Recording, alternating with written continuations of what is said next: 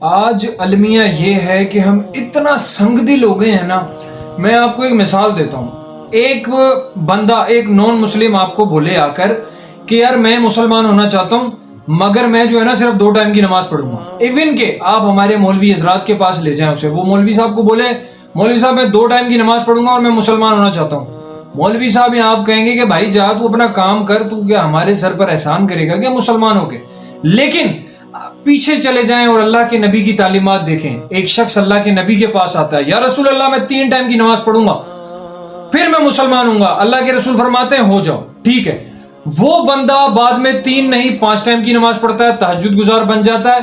اس مثال کو دہرانے کا مقصد یہ ہے آپ اپنے آپ کے اندر سے سختی کو ختم کیجئے. اگر کوئی انسان آپ کے سامنے کوئی چھوٹا جرم کرتا ہے آپ اس کو بڑے جرم کی سزا دے دیتے ہیں, تو بھائی اپنے اندر نرمی پیدا کرو. جزاکم اللہ خیر.